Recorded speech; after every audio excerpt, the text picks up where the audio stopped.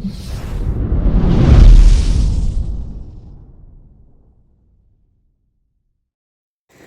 అండి, అందరూ ఎలా ఉన్నారు? బాగున్నారనే బాగున్నానండి. ఇవాళ నేను మీ ముందుకి తోటకూర పప్పు చాలా చాలా టేస్టీగా ఉంటుంది. అందరికీ తెలుసు తోటకూర పప్పు చాలా ఇష్టం అందరికీ కూడా.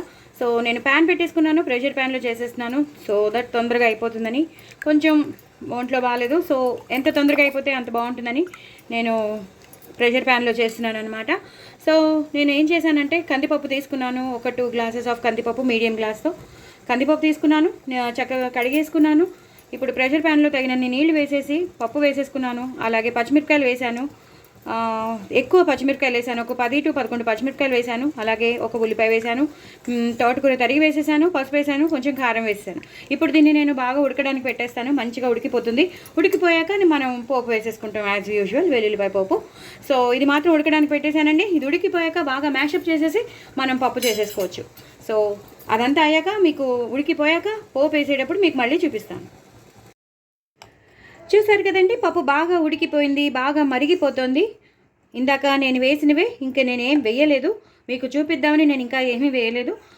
జస్ట్ నేను సిమ్లో పెట్టేసి మరిగిస్తున్నాను, బాగా మరిగిస్తున్నాను. నేనైతే తోటకూర పప్పు అని చెప్పాను కదా, చక్కగా ఈ రేంజ్లో చేసేసుకుంటున్నాను. అంటే ఈ కన్సిస్టెన్సీలో చేసుకుంటే చాలా బాగుంటుంది. సో మరిగిపోతుంది కాబట్టి ఇప్పుడు మనం కొంచెం కరివేపాకు వేసేసుకుందాం. ఫస్ట్ అయితే కరివేపాకు చాలా బాగుంటుంది. కొత్తిమీర ఉన్నవాళ్ళు కొత్తిమీర కూడా వేసుకోండి. నా దగ్గర అయితే కొత్తిమీర లేదు, నేను కరివేపాకు వేసేసాను.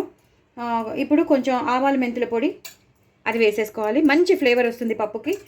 అలాగే ఉప్పు, తగినంత ఉప్పు, దీనికి సరిపోతుందండి ఉప్పు. ఇంకొంచెం వేస్తాను, సరిపోతుంది. ఇది పూర్తిగా ఇలా మరగనిచ్చేయాలి. చాలా బాగుంటుందండి. ఎంత బాగుంటుందంటే తోటకూర పప్పు సేమ్ మన పాలకూర పప్పులాగే చాలా చాలా టేస్టీగా ఉంటుంది. ఇంకా ఇలా ఎలాంటి టమాటోలు ఏమీ కలపద్దు, జస్ట్ తోటకూర పప్పులాగే తినేయాలి. కావాలంటే నిమ్మకాయ పిండుకోవచ్చు. మొత్తం అంతా పప్పు అంతా అయిపోయాక నేను పైనుంచి నిమ్మకాయ పిండుతాను. కావాలంటే, లేదు కమ్మగా కావాలి అంటే కమ్మగా ఇలా జస్ట్ ఆపేసుకోవచ్చు. ఇదైతే బాగా మరిగిపోతుంది. ఇప్పుడు మనం పోపు వేసేసుకుందాం. నేను కొత్తిమీర మాత్రం కంపల్సరీ వేసుకోండి. నా దగ్గర లేదు కాబట్టి నేను వేయట్లేదు. మీ దగ్గర ఉంటే మాత్రం కంపల్సరీ కొత్తిమీర వేసేసుకోండి. కరివేపాకు ఎక్కువ వేసుకుంటేనే బాగుంటుంది. సో ఇంకొంచెం కరివేపాకు వేసేసాను. ఇది ఇప్పుడు బాగా మరుగుతుంది కదండి, మనం పోపు వేసేసుకుందాం. ఇది ఒక్క నిమిషం మరిగాక అప్పుడు మీకు చూపిస్తాను. పప్పు మరుగుతోందండి. ఇప్పుడు నేను ఆవాలు, జీలకర్ర, ఎండుమిరపకాయలు, వెల్లుల్లిపాయలు వేసేసాను. ఇంగు పోపు ఎక్కువ పెట్టుకోండి, అప్పుడే బాగుంటుంది.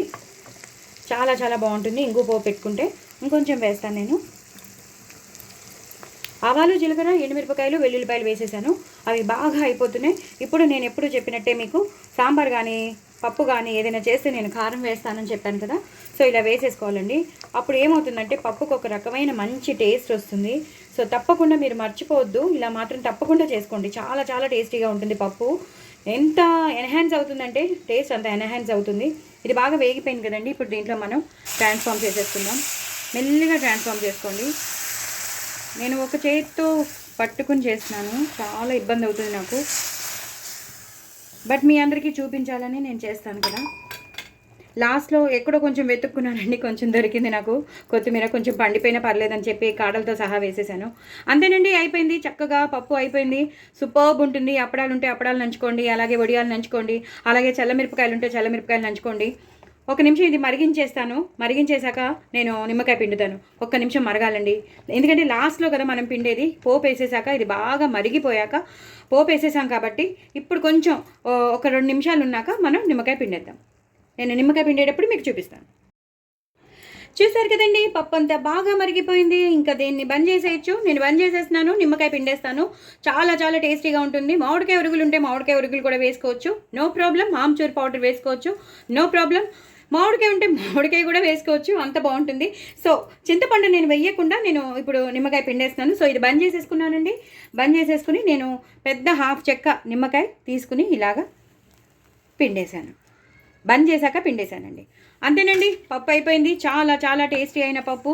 చాలా అంటే చాలా టేస్టీగా ఉంటుంది. వేడి వేడి అన్నంలో నంచుకుని, అదే చల్లమిరపకాయలు కానీ అప్పడాలు కానీ నంచుకుని వేడి వేడి అన్నంలో ఎక్కువ నెయ్యి వేసుకుని తింటే ఈ పప్పు ఒక రేంజ్లో ఉంటుంది. ఆవకాయ నంచుకుంటే ఇంకా బాగుంటుంది. దోస ఆవకాయ నంచుకుంటే ఇంకా బాగుంటుంది.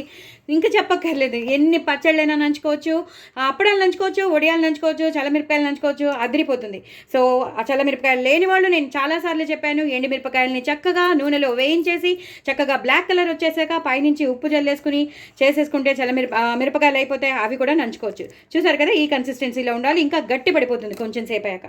సో డూ ట్రై ఇట్ అండి. నా ఛానల్ మాత్రం సబ్స్క్రైబ్ చేసుకోవడం అస్సలు మర్చిపోవద్దు. వెరీ వెరీ టేస్టీ కూర, వెరీ వెరీ టేస్టీ పప్పు, తోటకూర పప్పు. బాయ్ అండి.